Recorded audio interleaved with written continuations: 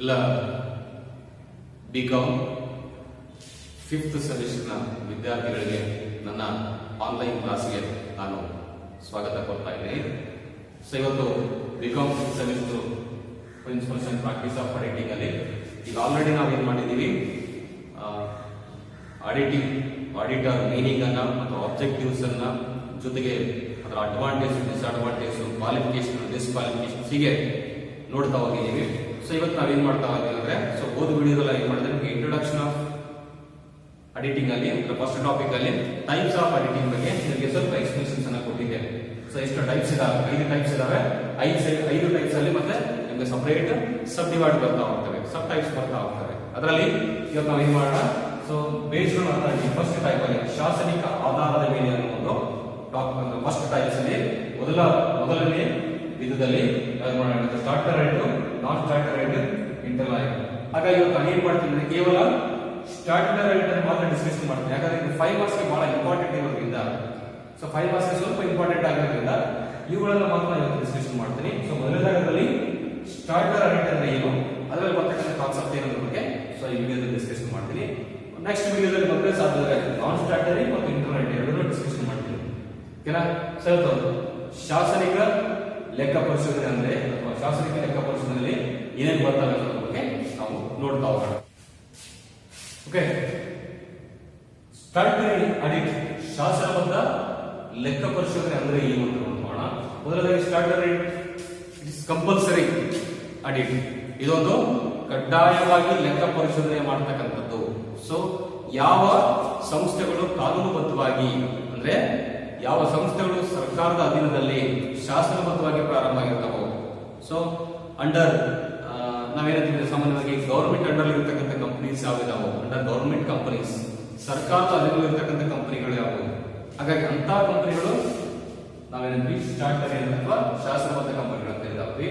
ಆ ಶಾಸನಬದ್ಧ ಕಂಪನಿಗಳನ್ನ ನಾವೇನ್ ಮಾಡಬೇಕು, ಕಡ್ಡಾಯವಾಗಿ ಲೆಕ್ಕ ಪರಿಶೋಧನೆಗೆ ಒಳಪಡಿಸಬೇಕು. ಸರ್ ಏನಂತ ನಾವು ಕಂಪನೀಸ್ ಆಕ್ಟ್ 1956 ಆಕ್ಟ್ ಅಲ್ಲಿ ಇರತಕ್ಕಂಥದ್ದು, ಯಾವ ಕಂಪನಿಗಳು ಕಾನೂನುಬದ್ಧವಾಗಿ ಸರ್ಕಾರದ ಅಧೀನದಲ್ಲಿ, ಸರ್ಕಾರದ ನಿಯಂತ್ರಣದಲ್ಲಿ ಅಥವಾ ಪಬ್ಲಿಕ್ ಲಿಮಿಟೆಡ್ ಕಂಪನಿಗಳಾಗಿದ್ದಾವೋ, ಸಾರ್ವಜನಿಕ ನಿಯಮಿತ ಕಂಪನಿಗಳಾಗಿದ್ದಾವೋ, ಆ ಎಲ್ಲ ಕಂಪನಿಗಳು ಏನ್ ಮಾಡಬೇಕು, ಕಡ್ಡಾಯವಾಗಿ ಲೆಕ್ಕ ಪರಿಶೋಧನೆಯನ್ನು ಮಾಡಬೇಕು. ಅಂತ ಕಂಪನಿಗಳನ್ನ ನಾವು ಅಂತ ಕಂಪನಿಗಳ ಲೆಕ್ಕ ಪರಿಶೋಧನೆಯನ್ನ ಸ್ಟಾರ್ಟರ್ ಆಡಿಟ್, ಶಾಸನಬದ್ಧ ಕಂಪನಿಗಳ ಲೆಕ್ಕ ಪರಿಶೋಧನೆ ಅಥವಾ ಶಾಸನಬದ್ಧ ಲೆಕ್ಕ ಪರಿಶೋಧನೆ ಅಂತ ಹೇಳಿ ಕರೀತಾ ಹೋಗ್ತೀವಿ.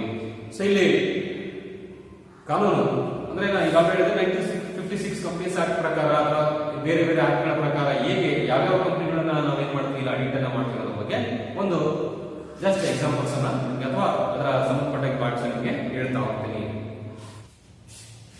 ಸ್ಟೂಡೆಂಟ್ಸ್, ಸ್ಟಾರ್ಟರ್ ಆಡಿಟ್ಗೆ ಇನ್ವಾಲ್ವ್ ಆದ ಇನ್ಕ್ಲೂಡಿಂಗ್ ಆಗ್ತಕ್ಕಂಥ ಶಾಸನಬದ್ಧ ಲೆಕ್ಕ ಪರಿಶೋಧನೆಯಲ್ಲಿ ಒಳಗೊಳ್ಳತಕ್ಕಂಥ ಕಂಪನಿಗಳು ಯಾವ್ಯಾವ ಅಂತ ಹೇಳಿ ನಿಮ್ಗೆ ಇಲ್ಲಿ ಈಸಿಯಾಗಿ ಅಂಡರ್ಸ್ಟ್ಯಾಂಡ್ ಆಗಿ ಹೇಳ್ತಾ ಇದ್ದೀನಿ.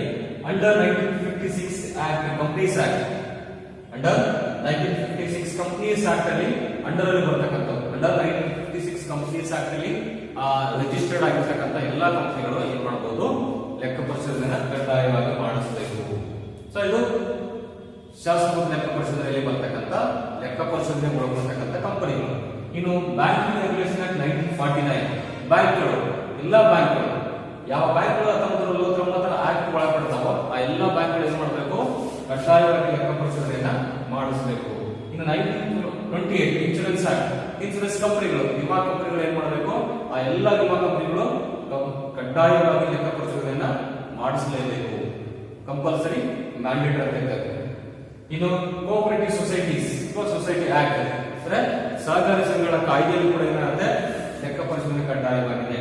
ಇನ್ನು local authorities or government undertaking companies, local authorities near ನಗರಸಭೆ ಇರಬಹುದು ಅಥವಾ ಇನ್ನಿತರ ಲೋಕಲ್ ಅಥಾರಿಟಿಗಳು, ಗವರ್ಮೆಂಟ್ ಅಂಡರ್ಟೇಕಿಂಗ್ ಸರ್ಕಾರದ ಅಧೀನದಲ್ಲಿರ್ತಕ್ಕಂಥ ಕಂಪನಿಗಳು, ಆ ಎಲ್ಲ ಕಂಪನಿಗಳು ಕಡ್ಡಾಯವಾಗಿ ಏನ್ ಮಾಡಬೇಕು, ಇಟ್ಸ್ ಕಂಪಲ್ಸರಿ ಆಡಿಟಿಂಗ್ ಕಂಪನೀಸ್ ಅಥವಾ ಇನ್ಸ್ಟಿಟ್ಯೂಷನ್ಸ್. ಅಂದ್ರೆ ಈ ಎಲ್ಲಾ ಕಂಪನಿಗಳು ಏನಂತ ಅಂದ್ರೆ ಶಾಸನಬದ್ಧ ಲೆಕ್ಕ ಪರಿಶೋಧನೆ ಒಳಪಡ್ತಕ್ಕಂಥ ಕಂಪನಿಗಳನ್ನು ಕರೀತಾ ಹೋಗ್ತೀವಿ. ಓಕೆ, ಇದರಲ್ಲಿ ಎಸೆನ್ಷಿಯಲ್ಸ್ ಏನಿದೆ ಅದನ್ನು ನೋಡ್ಕೊಳ್ತಾ ಹೋಗೋಣ. ಸ್ಟಾರ್ಟರ್ ಆಡಿಟ್ ಶಾಸನಬದ್ಧ ಲೆಕ್ಕ ಪರಿಶೋಧನೆ ಅವಶ್ಯಕತೆ, ಥೆರಾಟಿಕಲ್ ಪಾರ್ಟ್ ಇದೆ. ಥೆರಾಟಿಕಲ್ ಪಾರ್ಟ್ ನಾನು ಈಸಿಯಾಗಿ ಅಂಡರ್ಸ್ಟ್ಯಾಂಡ್ ಮಾಡಕ್ಕೆ ನಿಮಗೆ ಥೆರಾಟಿಕಲ್ ಹೇಳ್ತಾ ಇದ್ದೀನಿ. ಇಟ್ ಇಸ್ ಮ್ಯಾಂಡೇಟರಿ ನೇಚರ್ ಅಂತ ಹೇಳ್ತಾರೆ. ಅಂದ್ರೆ ಮ್ಯಾಂಡೇಟರಿ ಅಂದ್ರೆ ಏನು, ಇದು ಕಡ್ಡಾಯವಾಗಿ ಶಾಸನದಲ್ಲೇ ಹೇಳಿರ್ತಕ್ಕಂಥದ್ದು.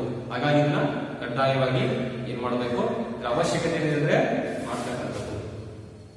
ಮೊದಲ ಅವಶ್ಯಕತೆ ಏನು, ಇಟ್ ಇಸ್ ಕಂಪಲ್ಸರಿ, ಮ್ಯಾಂಡೇಟರಿ ಅಂತ ಕರೀತಾವೆ. ಅಂದ್ರೆ ಇಲ್ಲಿ ಶಾಸನದಲ್ಲಿ ಹೇಳಿರ್ತಕ್ಕಂಥ ಆಧಾರದ ಮೇಲೆ ಲೆಕ್ಕ ಪರಿಶೋಧನೆ ಮಾಡ್ತಕ್ಕಂಥದ್ದು ಅವಶ್ಯಕತೆ, ಕಂಪಲ್ಸರಿ ಅದರ ಅವಶ್ಯಕತೆ ಇದೆ. ಇನ್ನು ಸೆಕೆಂಡ್ ಪಾಯಿಂಟ್ ಬಂದಾಗ audit must be conducted by qualified chartered accountants.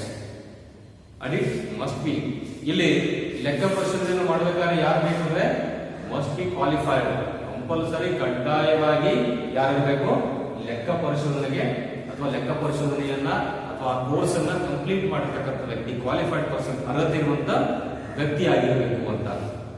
ಇನ್ನು ಥರ್ಡ್ ಪಾಯಿಂಟ್ ಬಂದಾಗ ಯಾವ ಆಡಿಟರ್ ಡಿಸ್ಕ್ವಾಲಿಫೈ ಆಗಿರ್ತಾನೋ, ಯಾವ ಆಡಿಟರ್ ಕ್ವಾಲಿಫಿಕೇಶನ್ ಹೊಂದಿರೋದಿಲ್ವೋ ಸ್ವಂತ ವ್ಯಕ್ತಿ ಏನ್ ಮಾಡಕ್ ಬರೋದಿಲ್ಲ, ಲೆಕ್ಕ ಪರಿಶೋಧನೆ ಮಾಡಕ್ ಬರೋದಿಲ್ಲ.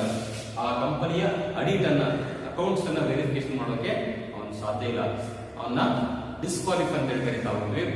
ಆಮೇಲೆ ನೆಕ್ಸ್ಟ್ ಪಾಯಿಂಟ್ ಬಂದಾಗ it is always complete audit, ಅಂದ್ರೆ ಕಂಪ್ಲೀಟ್ ಅಂದ್ರೇನು, ಪೂರ್ತಿಯಾದ ಲೆಕ್ಕ ಪರಿಶೋಧನೆ, ಅಂದ್ರೆ ಇಡೀ ವರ್ಷದ ಲೆಕ್ಕ ಪರಿಶೋಧನೆ ಮಾಡತಕ್ಕಂಥದ್ದು. ಸೊ ಇಡೀ ವರ್ಷದ ಕಂಪನಿಯ ಲೆಕ್ಕ ಪರಿಶೋಧನೆಯನ್ನ ಮಾಡತಕ್ಕಂಥದ್ದು.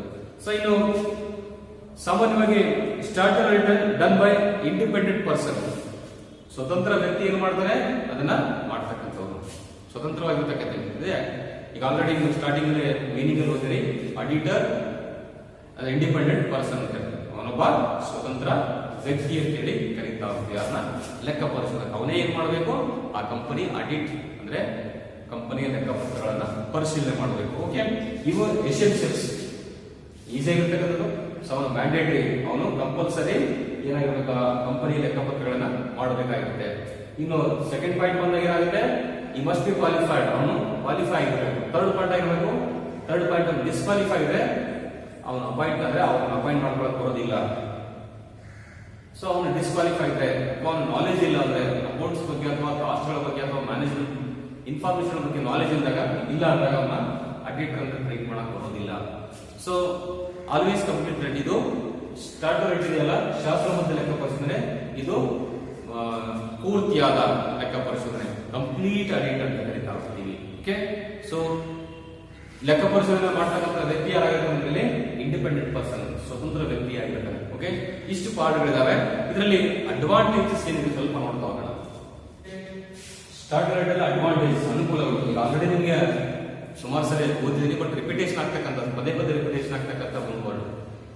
Auditor determining the errors and frauds, ಅಂದ್ರೆ ಲೆಕ್ಕ ಪರಿಶೋಧಕ ಏನ್ ಮಾಡ್ತಾನೆ, ಕಂಪನಿಯಲ್ಲಿ ಆಗ್ತಕ್ಕಂಥ ತಪ್ಪುಗಳನ್ನ ಮತ್ತು ಮೋಸಗಳನ್ನ ಏನ್ ಮಾಡ್ತಾನೆ, ಕಂಡು ಹಿಡಿತಾನೆ.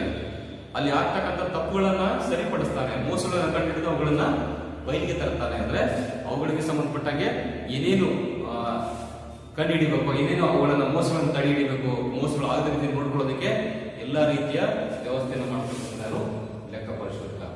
ಹಾಗಾಗಿ ಇಲ್ಲಿ ಏನ್ ಮಾಡ್ತಾನೆ, ಲೆಕ್ಕ ಪರಿಶೋಧನೆ ಮಾಡ್ತಕ್ಕಂಥ ವ್ಯಕ್ತಿ ಆಡಿಟರ್ ಏನ್ ಮಾಡ್ತಾನೆ, detecting the errors and frauds ಅಥವಾ determining the errors and frauds, ಮೋಸಗಳನ್ನ ತಪ್ಪುಗಳನ್ನ ಕಂಡು ಹಿಡಿತಾ ಹೋಗ್ತಾನೆ. ಇನ್ನು ಸೆಕೆಂಡ್ ಪಾಯಿಂಟ್ ಬಂದ್ರೆ, audit is also useful for the writers, bankers, investors, dealers, government, etc. to protect the these institutions ಅಥವಾ ಇಲ್ಲಿ ಇರತಕ್ಕಂಥ ಕ್ರೆಡಿಟರ್ಸ್ ಅನ್ನ ಉಳಿಸ್ತಾ ಹೋಗ್ತಾನೆ, ಸಾಲಗಾರರು ಅಥವಾ ಸಾಲ ಕೊಟ್ಟಿರೋರನ್ನ ಸೇಫ್ ಮಾಡ್ತಾ ಹೋಗ್ತಾನೆ. ಓಕೆ, ಹೂಡಿಕೆದಾರರ ರಕ್ಷಣೆ ಮಾಡ್ತಾ ಹೋಗ್ತಾನೆ. ಲೆಕ್ಕ ಪರಿಶೋಧನೆ ಏನಾಗುತ್ತೆ, ಆ ಕಂಪನಿಯ ಸ್ಥಿತಿಗತಿಗಳ ಬಗ್ಗೆ ಗೊತ್ತಾಗ್ತಾ ಹೋಗುತ್ತೆ. ಗವರ್ಮೆಂಟ್ ಅಂದ್ರೆ ಸರ್ಕಾರಕ್ಕೆ ಅದರಿಂದ ಬರ್ತಕ್ಕಂಥ ಆದಾಯ ಕೂಡ ಏನಾಗುತ್ತೆ, ಗೊತ್ತಾಗ್ತಾ ಹೋಗುತ್ತೆ. ಹಾಗಾಗಿ ಎಲ್ಲಾ ರೀತಿಯಿಂದಲೂ ಕೂಡ ಸಹಾಯ ಆಗ್ತಕ್ಕಂಥದ್ದು ಯಾವುದು, ಈ ಶಾಸನಬದ್ಧ ಲೆಕ್ಕ ಪರಿಶೋಧನೆಯಿಂದ. ಇನ್ನು starter protect in the investment interest of trustees, ಇಲ್ಲಿ ಟ್ರಸ್ಟ್ ನ ಸದಸ್ಯರಿಗೆ, ಸಾಮಾನ್ಯವಾಗಿ ಗವರ್ಮೆಂಟ್ ಬೆನಿಫಿಷಿಯರ್ ಅಂದ್ರೆ ಅದನ್ನ ಅವಲಂಬಿತರಿಗೆ, ಅದರಿಂದ ಅನುಕೂಲ ಆಗ್ತಕ್ಕಂಥ ವ್ಯಕ್ತಿಗಳನ್ನ ಏನ್ ಮಾಡುತ್ತೆ, ಪ್ರೊಟೆಕ್ಟ್ ಮಾಡ್ತಾ ಹೋಗುತ್ತೆ ಯಾವುದು, ಶಾಸನಬದ್ಧ ಲೆಕ್ಕ ಪರಿಶೋಧನೆ ಕರೀತಾ ಹೋಗ್ತೀವಿ. ಲಾಸ್ಟ್ ಅಂದ್ರೆ starter can protect interest of cooperative societies, ಇಲ್ಲಿ ಸಹಕಾರಿ ಸಂಘಗಳಲ್ಲಿ ಆಗ್ತಕ್ಕಂಥ ಸಹಕಾರಿ ಸಂಘಗಳ ಲೆಕ್ಕ ಪರಿಶೋಧನೆ ಮಾಡೋದ್ರಿಂದ ಏನಾಗುತ್ತೆ, ಸಹಕಾರಿ ಸಂಘಗಳಲ್ಲಿರ್ತಕ್ಕಂಥ ಸದಸ್ಯರನ್ನ ಏನ್ ಮಾಡ್ತಿದ್ದು, ಪ್ರೊಟೆಕ್ಟ್ ಮಾಡ್ತಾ ಹೋಗುತ್ತೆ. ಇಂಟ್ರೆಸ್ಟ್, ಅವ್ರನ್ನ ಅವ್ರಿಗೆ ಅಂದ್ರೆ ಅಲ್ಲಿ ಆಗ್ತಕ್ಕಂಥ ಮೋಸಗಳನ್ನ ತಪ್ಪುಗಳನ್ನ ಆಗದ ರೀತಿ ತಡೆಯುತ್ತೆ ಯಾವುದು ಶಾಸನಬದ್ಧ ಲೆಕ್ಕ ಪರಿಶೋಧನೆ. ಓಕೆ, ಸೊ ಇಷ್ಟು ಪಾಠಗಳಿದಾವೆ. ಒಂದು ಎಸೆನ್ಷಿಯಲ್ ಇದೆ, ಇದರಲ್ಲಿ ಬರ್ತಕ್ಕಂಥ ಅಂದ್ರೆ ಲೆಕ್ಕ ಪರಿಶೋಧನೆ, ಶಾಸನಬದ್ಧ ಲೆಕ್ಕ ಪರಿಶೋಧನೆ ಒಳಗೊಳ್ತಕ್ಕಂಥ ಕಂಪನಿಗಳು ಯಾವುವು, ಎಸೆನ್ಷಿಯಲ್ ಯಾವುವು ಮತ್ತು ಅಡ್ವಾಂಟೇಜ್. ಸೊ ಇಷ್ಟು ನೀವು ನೋಡ್ಕೊಳ್ಳಿ. ಸೊ ಇಷ್ಟು ನಿಮಗೆ 5 ಮಾರ್ಕ್ಸ್ ಕೇಳ್ತಕ್ಕಂಥ ಕ್ವಶನ್ಸ್. ಓಕೆನಾ? ಸೊ ನಿಮಗೆ ಸ್ವಲ್ಪ ಥೆರಾಟಿಕಲ್ ಪಾರ್ಟ್ ಇರೋದು ಸ್ವಲ್ಪ ಅರ್ಥ ಆಗದೆ ಇರೋದು ಅನ್ಕೊಳ್ಳಿ. Don't worry. ಸೊ ಫಿಸಿಕಲಿ ಪ್ರಾರಂಭ ಆಯಿತು, ಫಿಸಿಕಲಿ ಸ್ಟಾರ್ಟ್ ಆಯ್ತಲ್ಲ, ನಿಮ್ಗೆ ಅದ್ರ ಬಗ್ಗೆ ನಾನು ಇನ್ನೊಂದು ಸರ್ ರಿಪಿಟೇಷನ್ ಮಾಡ್ತೀನಿ. ಯಾವುದೇ ಕಾರಣಕ್ಕೂ ಯಾರು ಭಯ ಪಡೋ ಅವಶ್ಯಕತೆ ಇಲ್ಲ. ನಿಮ್ಮ ಹತ್ರ ಯಾವ ಬುಕ್ ಇದೆಯೋ ಅದೇ ಬುಕ್ ಅನ್ನ ನೀವು ನೋಡ್ಕೊಳ್ಳಿ. ಸೊ ನಿಮ್ ಸಮ್ಟೈಮ್ಸ್ ಡೌಟ್ ಇತ್ತು ಅಂದಾಗ ಏನ್ ಮಾಡ್ರಿ, ನನ್ನ ಪರ್ಸನಲಿ ಕಾಂಟ್ಯಾಕ್ಟ್ ಮಾಡಬಹುದು. ಯಾವುದೇ ರೀತಿಯ ನಿಮ್ಮ ನಂಬರ್ ಕಾಂಟ್ಯಾಕ್ಟ್ ಮಾಡಿದ್ರೆ ಅಥವಾ ನಿಮಗೆ ಏನಾದ್ರು ಡೌಟ್ ಇರ್ತದೆ ವಾಟ್ಸ್ಆಪ್ ಗ್ರೂಪ್ ಅಲ್ಲಿ ನನ್ನ ನಂಬರ್ ಅಲ್ಲಿ ನೀವು ಚಾಟ್ ಮಾಡಿ ಅಥವಾ ಅದ್ರ ಬಗ್ಗೆ ಹೇಳ್ರಿ. ಎರಡನೇದು ಸರ್ ಅಲ್ಲಿ ಕೇಳಕ್ಕಾಗಿಲ್ಲ ಅಂದ್ರೆ ನೀವು ಯೂಟ್ಯೂಬ್ ಲಿಂಕ್ ಅಲ್ಲಿ ಕೆಳಗಡೆ ಕಾಮೆಂಟ್ ಕೂಡ ಮಾಡಬಹುದು. ಓಕೆ, ಅದರ್ವೈಸ್ ನಮ್ಗೆ ಇನ್ನೂ ಡೌಟ್ಸ್ ಇರ್ತದೆ, ನೀವು ಕಾಲೇಜಿಗೆ ಯಾವಾಗ ಫ್ರೀ ಇರ್ತೀರೋ, ಸೊ ಯಾವಾಗ ಸಮ್ಟೈಮ್ಸ್ ಕಾಲೇಜಿಗೆ ಬಂದಿರ್ತೀರೋ ಆ ಟೈಮಲ್ಲಿ ಮುಗಿಸಿದ್ರೆ ಅವಾಗ ಕೂಡ ನಿಮ್ಗೆ ಏನ್ ಮಾಡ್ತೀನಿ ನಾನು ಕ್ಲಾರಿಫೈ ಮಾಡ್ತೇನೆ. ಎಲ್ರಿಗೂ ಶುಭವಾಗಲಿ. ದಸರಾ ಹಬ್ಬದ ಆರ್ಥಿಕ ಶುಭಾಶಯಗಳನ್ನು ಕೊಡ್ತಾ ನಿಮ್ಮೆಲ್ಲರನ್ನು ನಾನು ಈ ಆನ್ಲೈನ್ ವಿಡಿಯೋ ಮುಗಿಸ್ತಾ ಇದ್ದೀನಿ. ಸೊ ಸಬ್ಸ್ಕ್ರೈಬ್ ಆಗೋದನ್ನ ಮರಿಬೇಡಿ. ಸೊ ವಿಡಿಯೋನ ಕೊನೆವರೆಗೂ ನೋಡಿ, ಶೇರ್ ಮಾಡಿ. ಎಲ್ರಿಗೂ ಶುಭವಾಗಲಿ.